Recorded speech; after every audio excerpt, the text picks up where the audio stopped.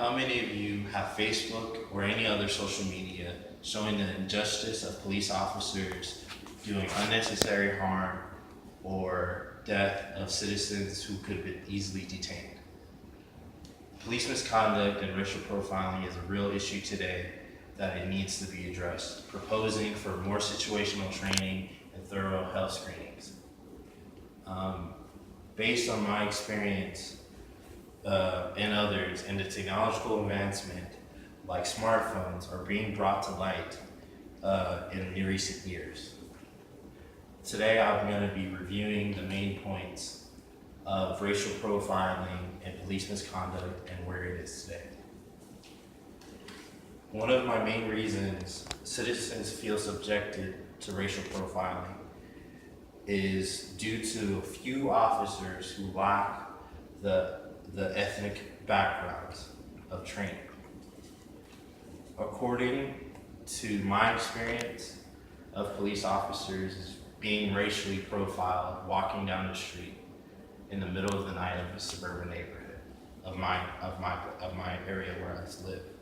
According to K. Josh, a CQ researcher in racial profiling, civil liberties, and minority groups, feel pressuring officers to eliminate racial profiling and on pedestrians and traffic stops. Police feel that is over-exaggerated, but a lot of African Americans feel along the plane of driving while black. President Obama and Oprah feel that they have experienced this, and Hispanic and Muslims also feel singled out as immigrant violators and terrorists. Ways to improve this is to train police officers in history courses such as historic events that causes our race today, and also other ethnic trainings. Although racial profiling is the root of the problem, police misconduct itself is what is direct causing of unnecessary harm to many citizens. This is a real issue that needs to be improved. My own experience and family experience would be being questioned in the middle of the night walking into my house.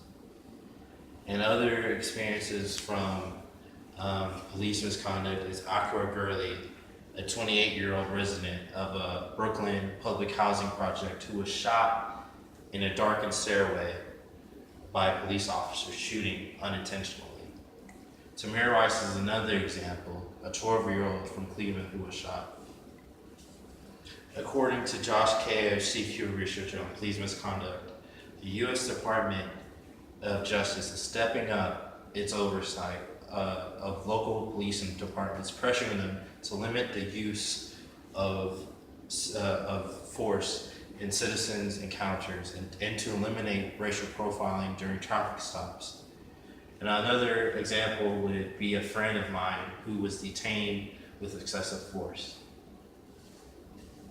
Today, police misconduct and racial profiling are still a large issue, and there's not enough into police training. And it's the issue, they feel that the issue is still over-exaggerated. And the examples of today would be based on Pete Kettle, a CQ researcher on crime and police conduct, saying that after a couple of years, police training relations between citizens and police remain troubled and the crime is at an all-time high. Minorities still feel victimized by crime and police misconduct.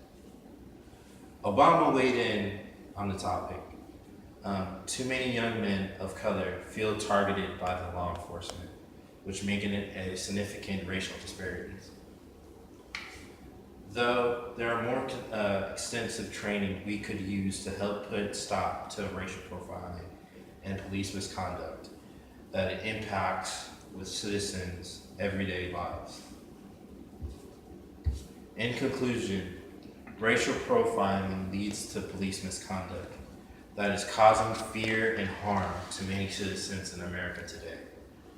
My call to action is to take more diversity, that officers need to take more diversity in history courses and situational training and mental health screenings. I would love that police officers not to be racially profiling, and that's that I'll feel safe in my neighborhood.